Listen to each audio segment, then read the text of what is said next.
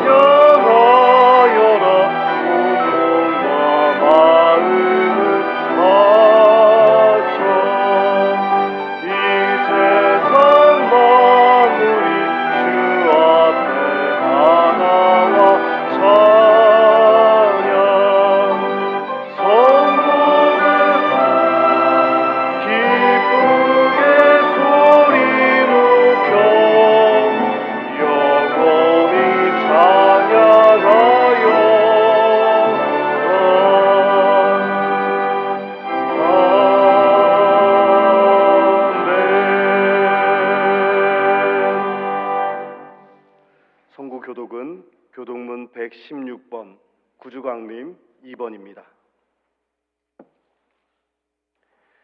이새의 줄기에서 한 싹이 나며 그 뿌리에서 한 가지가 나서 결실할 것이요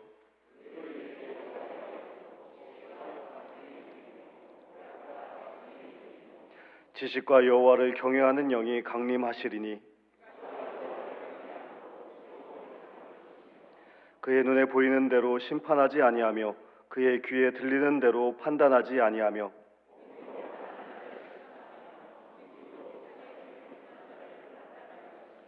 그의 입이 막대기로 세상을 치며 그의 입술의 기운으로 악인을 죽일 것이며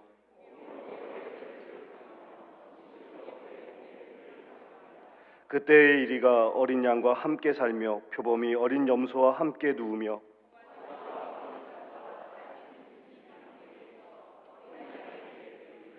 암소와 곰이 함께 먹으며 그것들의 새끼가 함께 엎드리며 사자가 소처럼 풀을 먹을 것이며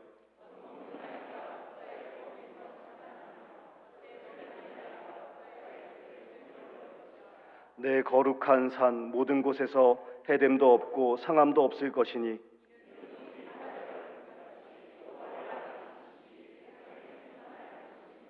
그날에 이새의 뿌리에서 한 싹이 나서 만민의 기치로 설 것이요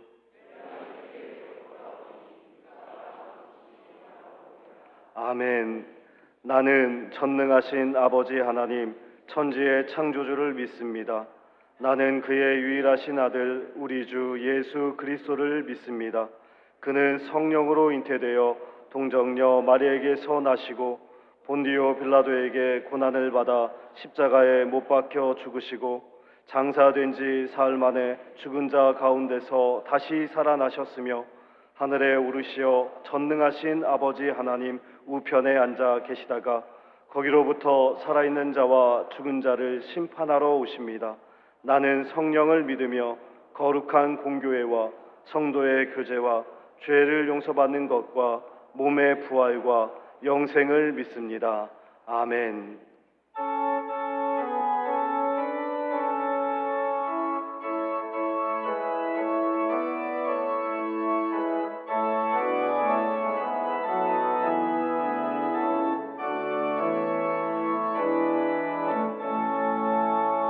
찬송하리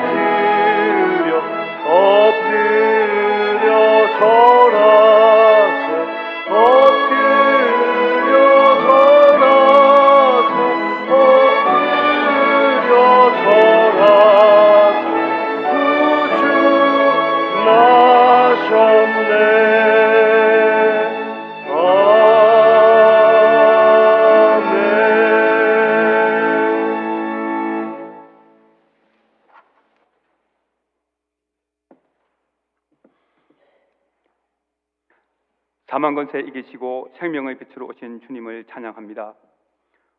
오늘도 주님의 다함이 없는 사랑으로 저희들을 주님의 전으로 불러주시고 주님을 예배하게 하시니 감사드립니다. 이 시간 올려드리는 예배가 주님께는 영광이 되게 하시고 저희들에게는 한없는 은혜의 시간 되게 하옵소서. 주님의 말씀을 듣고 순종하는 믿음을 허락하시어 세상 속에서 주님을 전하는 자로 살게 하옵소서. 저희들의 삶을 통하여 말씀의 능력이 증거되게 하시고 기도의 능력이 증거되게 하옵소서.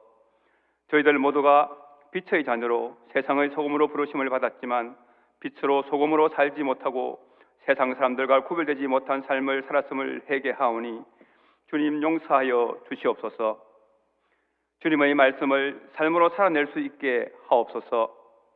저희들의 삶이 누군가에게는 성경이 되게 하시고 저희들을 통하여 예수님을 볼 수 있게 하옵소서.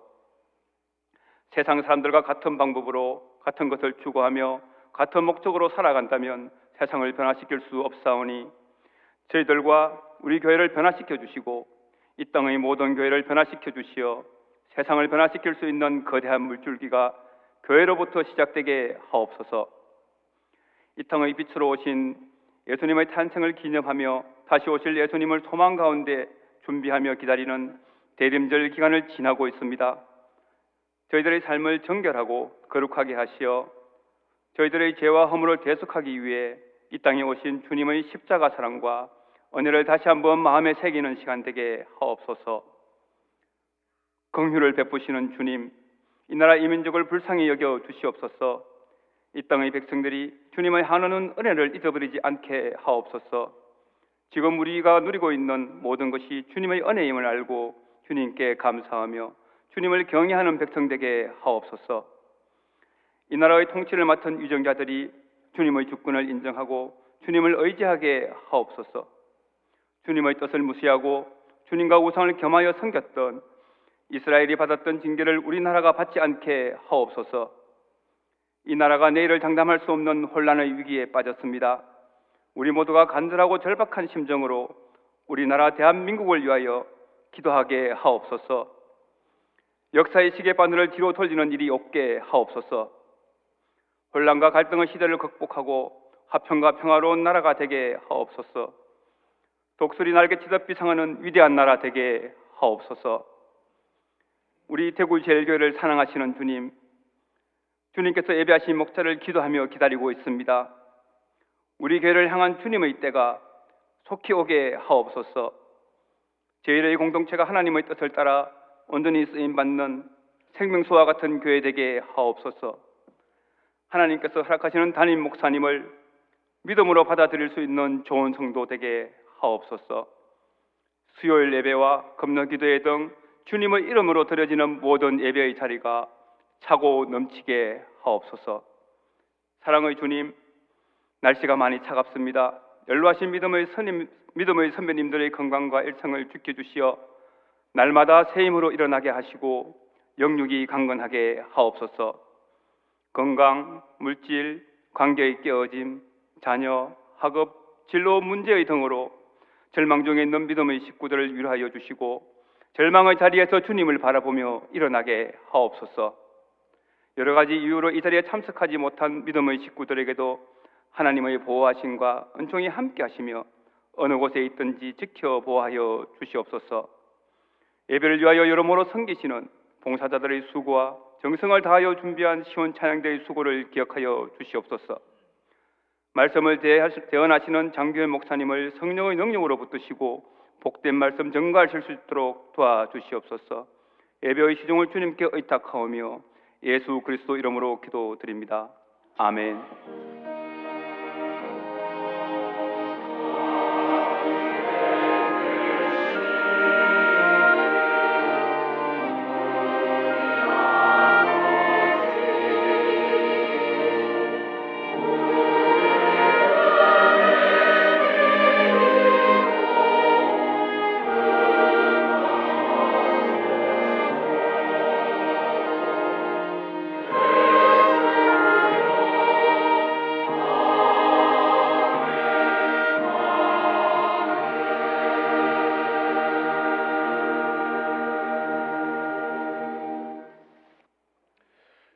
소식을 전해드리겠습니다. 전후 좌우에 계신 분들을 바라보며 인사하겠습니다. 주님을 기다리는 성도 됩시다. 오늘 본교에 처음 오신 분들을 주님의 이름으로 환영합니다. 본당 2층 새가족실에서 등록하시고 안내를 받으시기 바랍니다. 오늘 오후 예배는 임시당회에서 결의를 마친 담임 목사 후보께서 설교할 예정이며 오후 예배는 송출되지 않습니다. 예배 후에는 재직회에서 담임 목사 청빙 안건이 상정됩니다. 모든 재직 및 성도들은 꼭 참석하여 주시기를 바랍니다. 15일 주일 3부 예배 시에 은퇴 및 추대식이 있습니다. 예배 후에는 2025년 교회 달력을 배부합니다. 가정당 한 부씩 가져가시기 바랍니다. 22일 주일 오후 예배 시 유아 아동 세례식이 있습니다. 교회학교 해당 부서와 행정실로 신청해 주시고 자세한 내용은 주보를 참고하시기 바랍니다. 결혼 광고입니다. 배성건 안수집사님과 이준옥 장로님의 삼남 배정민 군과 이기한 안수집사님과 김옥자 집사님의 장녀 이가영 양의 결혼 예식이 14일 토요일 오전 10시 30분 노비아 갈라 웨딩홀에서 있습니다. 윤다은 전사님의 결혼 예식이 14일 토요일 오전 11시 노비아 갈라 웨딩홀에서 있습니다. 나머지 광고는 주보를 참고하시겠습니다. 다 같이 하나님께 봉헌드리겠습니다.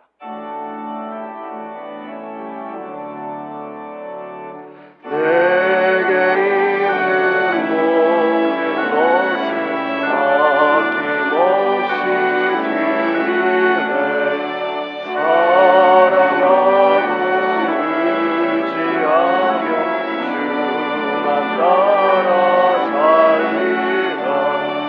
주께 드리네. 주께 드리네.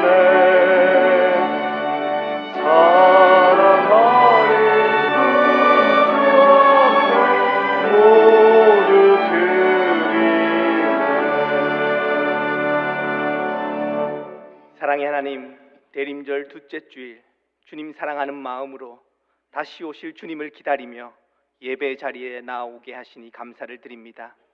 하나님께서 그 아들을 아끼지 아니하시고 우리를 위하여 보내어 주신 아버지의 크신 사랑 기억하기에, 예수님의 십자가 사랑으로 새 생명을 얻었음을 알기에, 세상의 모든 이들에게 하늘의 평안 허락하시는 성령님을 신뢰하기에, 우리의 삶에 허락하신 모든 은혜를 잊지 않았기에 이 자리에 나와 예배합니다. 혹여 그 사랑 잊고 있었다면 하나님의 그 사랑과 은혜로 충만해지는 예배의 시간 되게 하옵소서. 주님, 우리에게 허락하신 모든 것이 하나님으로부터 온 것임을 고백하며 온 마음과 정성 다해 주님 앞에 귀한 예물 드립니다. 기쁨으로 드리는 손길마다 그 가정마다 하늘의 신령한 복과 땅의 풍성함으로 채워주시고, 혹여 여의치 못하여 드리지 못한 손길이 있다면 감사로 드릴 수 있는 믿음과 마음의 풍성함을 허락하여 주옵소서. 드려지는 예물이 쓰여지는 곳곳마다 하나님의 사랑과 복음이 흘러가는 자리 되게 하옵소서. 함께 예배하는 모든 성도님들의 삶과 가정 위에 한량없는 은혜 부어 주옵소서. 모두를 축복하오며 예수님의 이름으로 기도합니다. 아멘.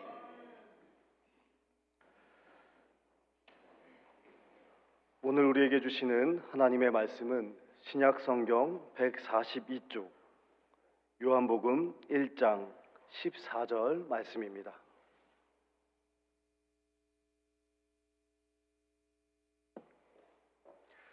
말씀을 봉독하겠습니다.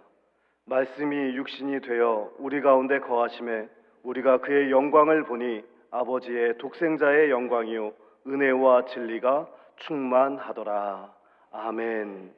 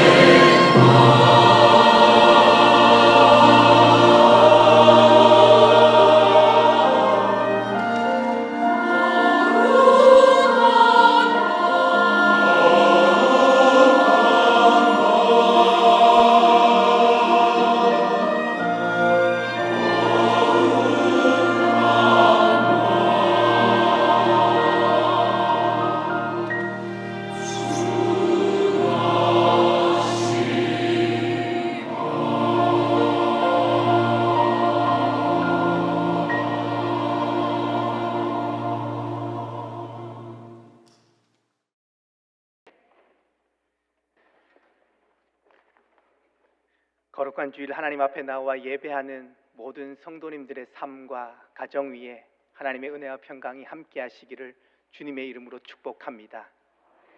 특별히 대림절을 보내고 있습니다. 이 땅에 오신 예수님을 기억하며 다시 오실 예수님을 기대하는 기다림의 시간 속에서 하나님께서 허락하시는 은혜 누리시기를 소망합니다. 한때 참 인기 많았던 책이 있습니다. 화성에서 온 남자, 금성에서 온 여자라는 책인데요. 읽진 않았더라도 한 번쯤은 분명 들어보셨을 겁니다. 이야기의 시작은 이렇습니다. 화성에 살고 있었던 남자들이 금성에 살고 있는 아름다운 여성들을 보고 금성으로 가서 함께 살게 되면서 일어나는 이야기들을 담고 있죠. 이들은 살아가면서 서로가 원래 다른 별에서 온 존재였음을 망각하고 서로가 왜 자신과 같지 않냐며 사사건건 부딪히는 내용들이 담겨 있습니다. 결혼 전에는 나와 달라 이상적이라고 하더니 결혼 후에는 나와 달라 이상하다고 말합니다. 결혼 전에는 섬세하다고 하더니 결혼 후에는 쫌스럽다고 하죠. 결혼 전에는 박력 있다고 하더니 결혼 후에는 무식하다고 합니다. 당신 없이는 못 산다는 말이 당신 때문에 못 살겠다라는 말로 바뀌는 것이죠. 이 책이 주는 메시지는 남자와 여자는 서로 다르다는 것입니다. 틀린 것이 아니죠. 오죽했으면 남자와 여자를 서로 다른 별에서 온 존재라고 다른 종이라고까지 표현했을까요? 이런 남녀가 한 지붕 아래에서 가정을 구성하여 함께 사는 것만 해도 기적이고 은혜라고 표현할 수 있겠죠. 같은 하늘 아래에서 살아가는 인간도 서로가 서로를 이해하지 못하고 서로를 온전히 모르는 것, 그것이 우리의 현실입니다. 하물며 우리와는 전혀 다른 초월적인 하나님, 전적인 타자라고 표현할 수밖에 없는 하나님을 우리는 어떻게 알 수 있고 그분과 만나고 교제할 수 있는 것일까요? 이 땅을 살아가는 모든 그리스도인들의 질문일 것입니다. 지금 여기서 하나님을 경험하고 만나고 싶은 것이 모든 신앙인의 소망이죠. 우리의 인식의 틀 안에서 하나님을 경험하고 싶은 그러한 마음일 겁니다. 그럼에도 우리는 이 질문 앞에 솔직하게 대답할 수 있는 것은 아마도 하나밖에 없을 겁니다. 인간의 능력으로는 하나님을 만날 수 없다는 고백, 이것이 우리의 솔직한 고백이죠. 우리는 하나님을 찾고 구하지만 인간에게는 하나님께로 나아갈 능력이 없기 때문입니다. 우리가 하나님을 인식하는 유일한 길은 하나님께서 우리에게 자신을 드러내 보여주실 때이죠. 우리는 이러한 이것을 신학적인 용어로 계시라고 표현합니다. 하나님께서 자신을 드러내시는 사건, 그것이 바로 계시의 사건이죠. 성경은 이러한 계시의 사건들을 기록해 놓은 하나님의 말씀입니다. 믿음의 사람들을 찾아가셨던 하나님, 그 찾아오신 하나님께 인간은 어떠한 방식으로 응답했는지를 성경은 우리에게 보여주고 있습니다. 아브라함을 찾아가셨던 하나님은 약속의 말씀을 주시며 아브라함을 이끄셨죠. 모세를 찾아가셨던 하나님은 자신을 표현하시길 스스로 있는 자라 말씀하셨죠.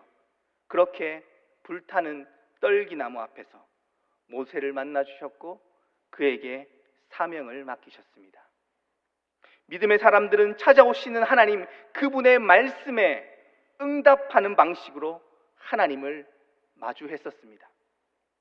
출애굽의 가정 속에서 만나게 되었던 하나님, 그 하나님은 언제나 놀라운 사건으로 이스라엘 백성들에게 다가가셨습니다. 홍해를 가르셨고 반석에서 물이 나게 하셨으며 만나와 메추라기로 먹이시며 불기둥과 구름기둥으로 그들을 이끄셨죠. 그럼에도 하나님은 자신의 모습을 온전히 드러내어 보이시지 않으셨습니다. 그랬기에 이스라엘 백성들은 자신의 눈에 보이지 않고 그들의 손에 온전히 잡히지 않는 하나님, 그 하나님이 진정으로 자신들과 함께 하시는지 불안했을지도 모르지요. 그 불안은 내재되어 있다가 불현듯이 불쑥불쑥 삶의 현장에서 드러났습니다. 불평과 불만의 형태로 우상 숭배의 방식으로 말이죠. 대표적인 사건이 모세가 십계명을 받기 위해 시내산에 올라갔을 때 모세가 없는 그 틈을 견디지 못하고 금송아지를 만들었던 사건입니다. 이와 유사한 사건은 이스라엘의 역사 속에서 계속해서 끊임없이 반복되었습니다. 우리의 마음 깊숙한 곳에 자리 잡고 있는 근원적인 불안, 그 불안 때문일 테죠. 인간의 유한함입니다. 눈에 보이지 않는 하나님을 믿고 의지하는 것이 어느 순간 마치 물을 가르는 것만 같이 느껴지는 순간을 마주하기 때문입니다. 그래서일까요? 전도서의 기자는 자신의 삶을 마치 바람을 잡는 것만 같다라고 표현했죠. 눈에 보이는 것을 잡고 싶은 인간의 욕망, 그 욕망은 이스라엘의 역사 속에서 우상 숭배의 방식으로 반복적으로 드러났었습니다. 그들은 하나님을 이 땅에 있는 그 무엇인가로 치환시킴으로써 눈에 보이고 눈에 잡히는 손에 잡히는 그 무엇인가로 바꿈으로써 자신의 불안을 다루려고 했습니다.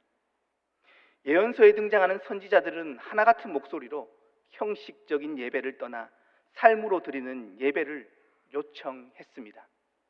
호세아는 하나님께서 번제와 제사를 원하는 것이 아니라 하나님을 바르게 아는 것, 이내의 삶을 원한다고 선포했으며, 미가는 하나님께서 원하시는 것이 오직 정의를 행하며 인자를 사랑하며 겸손하게 내 하나님과 함께 행하는 것이다, 그렇게 선포했습니다. 하나님은 이스라엘 백성들을 향해 눈에 보이는 외적인 형식, 율법만이 아니라 보다 근원적인 하나님의 성품, 그 성품을 그들의 삶 속에서 따르라고 끊임없이 요청하셨습니다. 그럼에도 이스라엘은 눈에 보이는 그 방식을 계속해서 집착했고, 선지서의 마지막 책인 말라기를 보시면 하나님과 이스라엘 백성들의 대화 속에서 엄청난 간극을 우리는 느끼게 됩니다. 하나님은 이스라엘 백성들을 향해 이스라엘 백성들을 사랑하셨다고 말할 때 그들은 하나님께서 우리를 어떻게 사랑했냐고 되묻습니다. 하나님은 너희가 내 이름을 멸시했다고 말씀하시는데 이스라엘 백성들은 우리가 어떻게 주의 이름을 멸시했냐라고 그렇게 되묻고 있죠. 또 하나님은 너희가 조상의 언약을 깨뜨렸다고 말씀하시는데 우리가 어떻게 그 언약을 깨뜨렸냐고 그렇게 되묻습니다. 이스라엘 백성들의 모습이죠. 하나님께서 무슨 말씀을 하시는지 도무지 이해하지 못하고 있었던 이스라엘 백성들이었습니다. 눈에 보이는 형식만 붙잡고 있었기 때문이었죠. 이스라엘 백성만 하나님을 제대로 이해하지 못했던 것일까요? 오늘을 살아가는 우리도 크게 다르지 않을 겁니다. 모든 인간은 하나님의 뜻을 온전히 알지 못합니다. 하나님께서 우리에게 보여주시는 만큼 우리는 그 하나님을 알 수 있음에도, 보여주시는 만큼 하나님을 알 수 있음에도 그것조차도 제대로 이해하지 못하는 것이 우리의 현실이죠.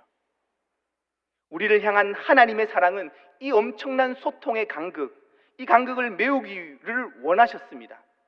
그래서 우리의 머리로는 도무지 상상할 수 없는 그 구원의 역사를 하나님은 계획하셨습니다. 건널 수 없는 존재론적인 차이를 넘어 들어오시는 일, 바로 성육신의 사건입니다. 인간의 범주에서 인식할 수 없었던 그 하나님을 우리가 보고 만지고 경험할 수 있도록 우리의 인식 안으로 넘어 들어오시는, 우리 가운데 오시는 사건, 그것이죠. 오늘 말씀 속 요한은 보이지 않는 하나님을 어떻게 사람들에게 설명할 수 있을지 참 많은 고민 속에서 요한복음을 기록하였습니다. 요한복음은 예수님이 어떤 분이신지를 잘 드러내어주고 있죠. 다른 복음서와는 분명한 차이를 가집니다.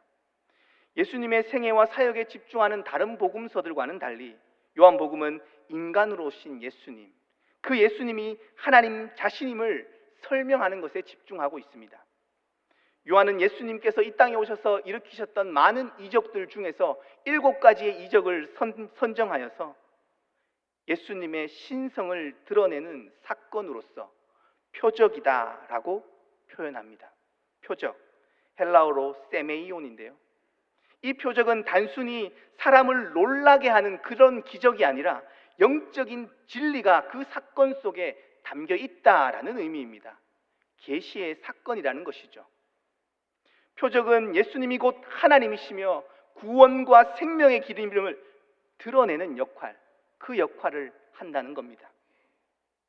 요한복음이 기록될 당시의 시기를 보면 헬라 철학의 지배적인 영향 아래 있었던 그러한 시기였습니다.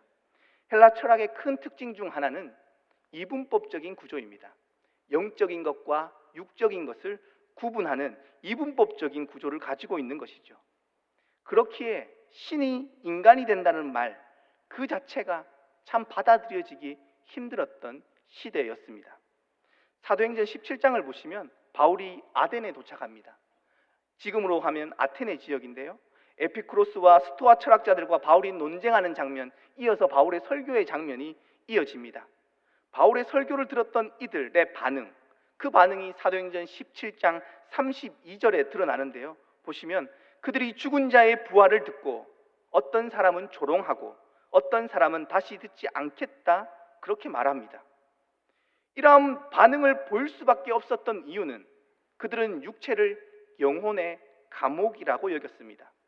죽음이 육체의 감옥에서 해방되는 것이라고 믿었기에 신이 인간의 모습을 입고 온다는 것, 죽음 이후에 다시 육체를 입고 부활한다는 그 사실은 도저히 받아들여질 수가 없었던 것이죠. 육체의 부활 자체를 어리석은 일이라고 보았기 때문입니다. 그럼에도 헬라 철학자들이 분명히 알고 있었던 것이 하나 있습니다. 그것은 신이 인간과는 전적인 다른 차원의 존재라는 것입니다. 그렇기에 하나님이 그들이 알지 못하는 신의 하나라고 한다면 영혼의 감옥인 육신을 입을 필요가 없다고 생각했던 것이죠.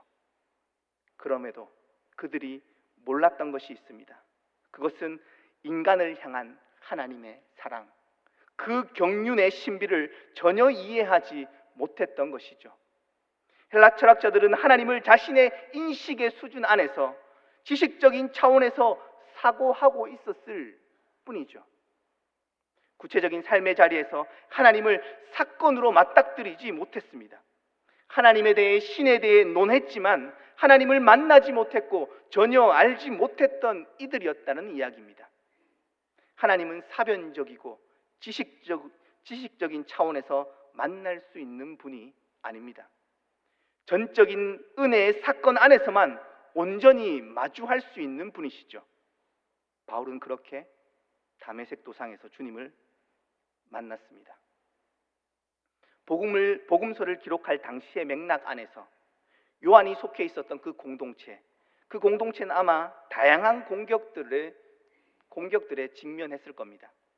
특별히 너희가 믿고 있는 예수님이 진짜 하나님이 맞냐고, 하나님이 왜 인간이 되셔야 했냐고 말이죠. 요한은 이러한 근원적인 질문을 품고 요한복음 1장을 서술하고 있습니다. 1절은 이렇게 시작됩니다. 태초에 말씀이 계시니라. 이 말씀이 하나님과 함께 계셨으니 이 말씀이 곧 하나님이시니라. 아멘. 여기에서 말씀으로 번역된 헬라어는 우리에게도 너무나도 익숙한 단어입니다. 로고스라는 단어입니다. 로고스라는 단어는 우리말로 딱 떨어지는 번역을 찾기가 참 힘든 단어입니다. 우주의 모든 자연의 이치를 지배하는 기본적인 개념, 이성의 보편적인 원리, 보편적인 진리 등 다양한 방식으로 설명할 수 있습니다. 그래서 옛날 성경에는 이 로고스를 도라고 번역했습니다. 태초에 도가 있었다라는 것이죠. 여기에서 로고스의 언어적인 의미보다 중요한 것은 요한은 그 시대 사람들에게 예수 그리스도를 설명하기 위해서 이 로고스의 개념을 사용하고 있었다라는 사실, 그 사실을 아는 것이 너무나도 중요합니다. 이를 통해 동시대 사람들에게 예수님이 하나님이심을 선포하고자 했던 것이죠. 기독교의 핵심 교리를 그 시대 속에서 선포하고자 했던 것입니다. 예수 그리스도는 로고스로서 창조의 때부터 하나님과 함께 계셨고 그 로고스가 육신이 되어 우리 가운데 오셨다라는 선포입니다. 사람이 되셨다고 표현하지 않고 육신이 되었다고 표현합니다. 사람과 인간이라는 단어보다 훨씬 더 강한 단어를 사용한 것이죠. 그 이유는 그 당시 영지주의자들이 말했던 그냥 껍데기에 몸을 걸치고 오신 것이 아니라 살과 몸이 되셨음을 강조하기 위함이었습니다. 예수님은 진정 우리와 같은 인간의 몸으로 오셨다는 것이죠. 예수님은 진정 하나님이시지만 동시에 진정 육신을 가진 인간으로 우리 가운데 오셨다는 선포입니다. 완벽하게 논리적으로 설명하는 것은 불가능하지만 예수님께서 신성과 인성을 함께 가지신 분임을 우리는 믿음으로 고백합니다. 이것이 우리의 신앙 고백이자 믿음의 핵심입니다. 사랑하는 제1의 성도님들, 이 사실을 믿음으로 받고 계신지요?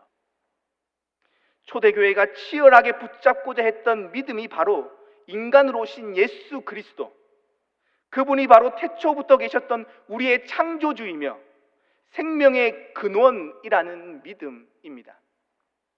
예수 안에 생명이 있습니다. 이 사실이 온전히 수용되고 받아들여지는 은혜가 있으시기를 주님의 이름으로 축복합니다. 우리의 하나님은 이렇게 보이지 않는 그분의 뜻을 온전히 따르지 못했던 이들을 위해 인류의 역사 속으로 시간과 공간을 넘어 들어오셨습니다. 성육신의 사건은 인간으로서는 도저히 상상할 수 없는 하나님의 자기 결단이며 하나님의 자기 부정의 사건이었습니다. 이 땅의 모든 피조물을 사랑하셨던 하나님, 그 하나님의 최종적인 사랑의 방식이 인간이 되어 우리 가운데 함께 하시는 것이었습니다. 하나님의 자기 결단은 하늘의 보좌를 버리고 이 땅의 가장 낮은 자리로 오시는 것이었으며 그것도 모자라 죄인들의 발을 씻기시며 끝까지 사랑하시는 모습을 우리에게 보여주셨던 것이죠. 그리고 종국에는 자신의 목숨마저 내어주셨습니다. 그 전까지 흐릿하게 볼 수 있었던 그 하나님의 사랑과 그 뜻을 예수 그리스도를 통해 온전히 볼 수 있게 되었던 것입니다. 14절에서 말씀이 육신이 되어 우리 가운데 거하심에 우리가 그의 영광을 보게 된 것입니다. 눈으로 보지 못했던 하나님, 인간과 같은 층위에서는 경험할 수 없었던 그 하나님이 우리의 인식의 범주 안으로 들어오는 사건, 이것이 진정 성육신 사건의 본질입니다. 보지 못했기에, 알지 못했기에 따르지 못했다던 이스라엘 백성들은 예수님을 통해 하나님을 온전히 보게 되는 영광, 그 크신 은혜와 진리의 충만함을 목도했던 것이죠. 그러나 5절을 보시면 빛이 어둠에 비치되 어둠이 깨닫지 못했다고 말씀합니다. 보지 않았기에 설명할 수 없기에 그 사랑 모른다 말했던 이들, 그러나 그들은 보았지만 깨닫지 못했습니다. 그 이유는 그들 안에 있는 어둠 때문이죠. 우리 안에 있는 죄, 하나님을 인정하지 않고 받아들이지 않으려는 어둠 말이죠. 인류는 그렇게 인간으로 오신 하나님을 영접하지 않았습니다. 그럼에도 불구하고 하나님은 이 땅의 모든 이들에게 구원의 길을 여셨습니다. 12절을 함께 읽겠습니다.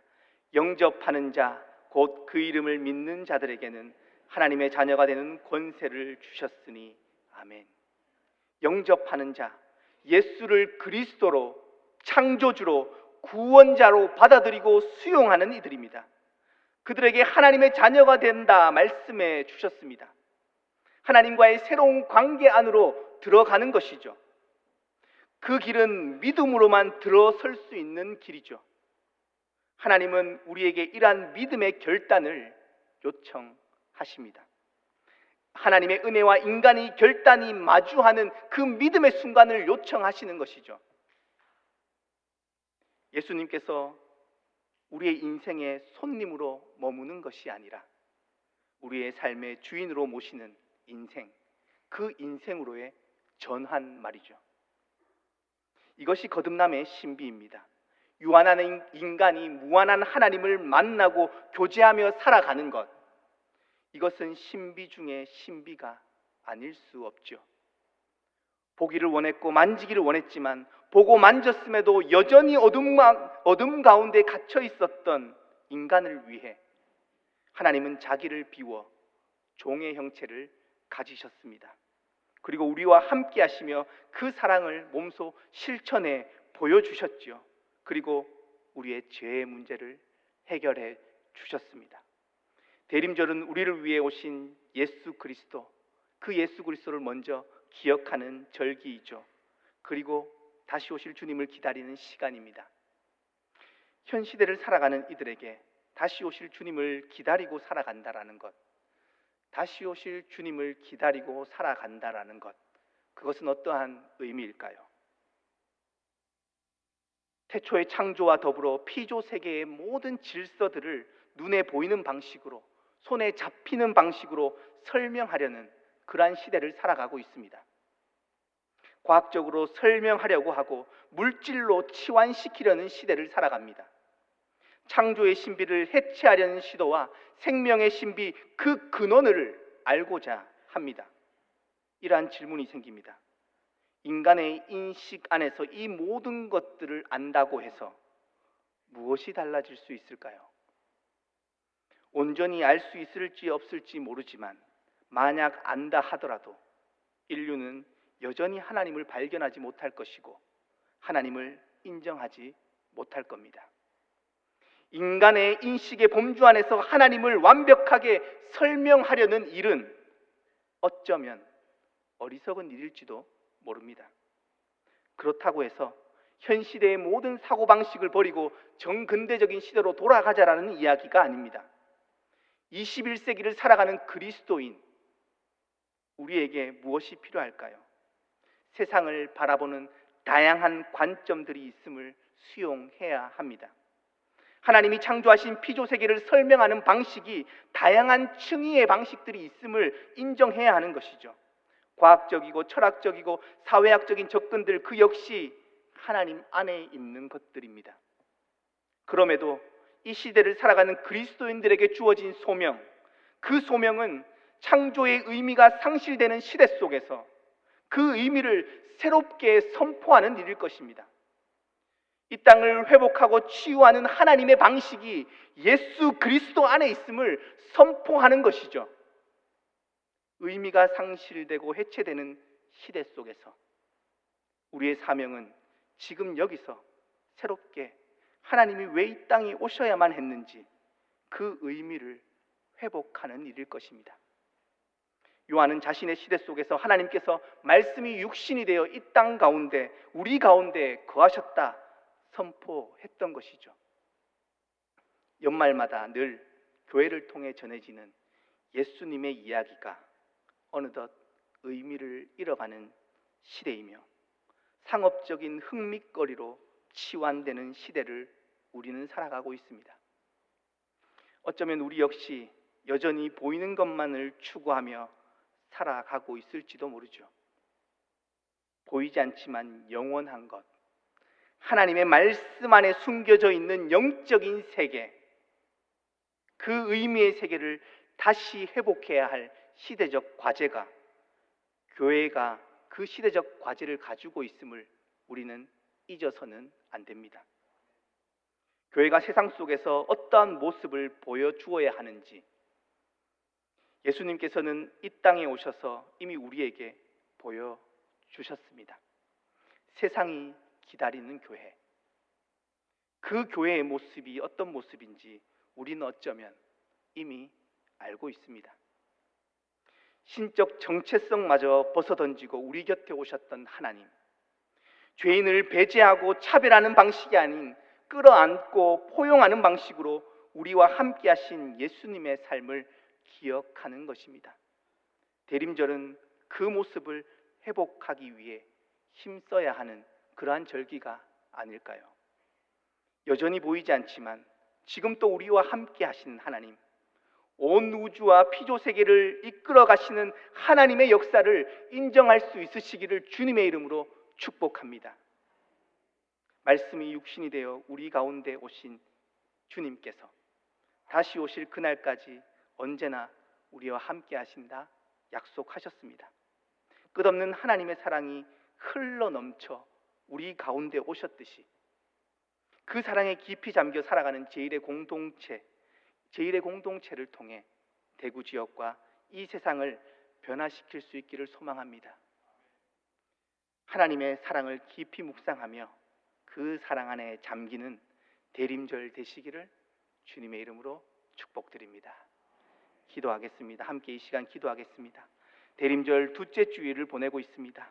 말씀이 육신이 되어 우리 가운데 오신 주님, 그 사랑을 더욱 깊이 경험하는 시간 되기를 기도하시고, 우리를 향한 끝없는 사랑을 받기만 하는 삶이 아니라 그 사랑을 흘려보내는 개인의 삶, 우리의 공동체가 되기를 결단하며 함께 기도하겠습니다. 아울러 제1의 공동체가 더욱 하나님의 뜻을 따라 힘차게 나아갈 수 있도록 새로운 담임 목사님 청빙의 과정을 하나님께서 친히 섭리하여 주시고, 모든 성도들 기도함으로 하나 되어 주님의 뜻 따르며 나아가는 시간 되기를 이 시간 다 함께 통성으로 기도하겠습니다.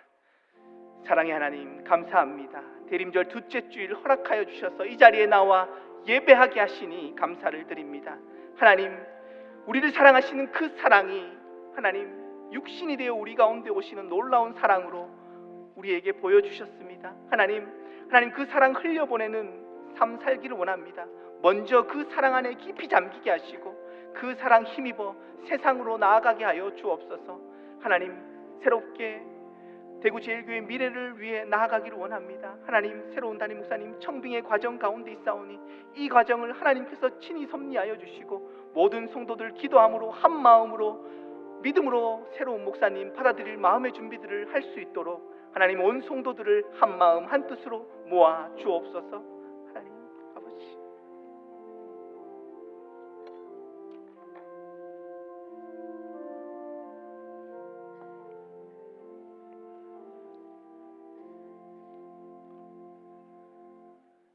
하늘 보좌 버리시고 우리 가운데 오신 주님, 그 한량없는 사랑과 은혜를 온전히 깨닫기를 원합니다. 우리를 위해 이 땅에 오신 예수님께서 우리의 구원자임을, 우리의 창조주임을 고백할 수 있는 믿음을 허락하여 주옵소서. 삼위일체 하나님께서 여전히 우리와 함께 하시며 우리의 갈 길을 이끌어 주실 줄 믿습니다. 불안과 두려움이 찾아오는 그 순간마다 세상의 그 무엇을 의지하는 인생이 아니라 온전히 주님을 붙잡는 인생 되게 하옵소서. 나아가 제1의 공동체가 하나님의 무한하신 사랑하심을 이 땅 가운데 드러내는 공동체가 되기를 원합니다. 하나 되어 주님의 사랑 흘려보내기를 원하오니 하나님께서 계획하신 새로운 담임 목사님 보내어 주셔서 믿음으로 받아들이게 하시고 함께 주님의 뜻을 따르게 하옵소서. 청빙의 과정이 은혜의 과정 되기를 원합니다. 한 마음 한 뜻 되게 하시고 사람이 일하는 것 같으나 하나님께서 섭리하시고 이끌고 계심을 신뢰하게 하옵소서. 이 자리에 나와 예배하는 모든 성도님들 이번 한 주도 주님의 사랑 안에 거하게 하옵소서. 예수님의 이름으로 기도합니다. 아멘. 다 같이 일어나셔서 결단 찬송 드리겠습니다.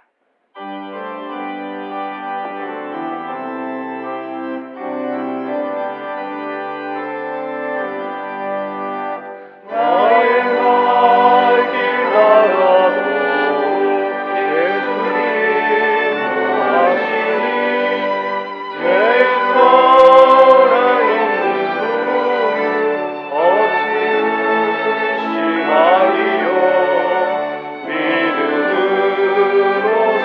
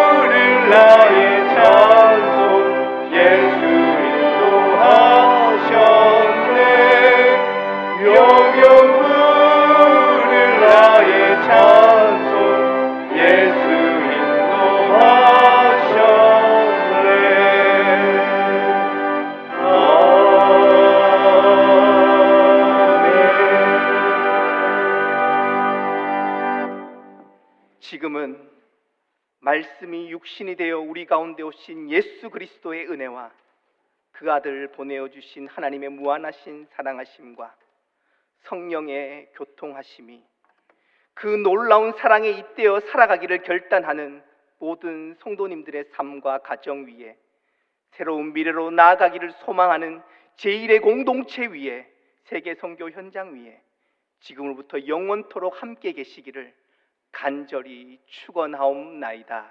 아멘.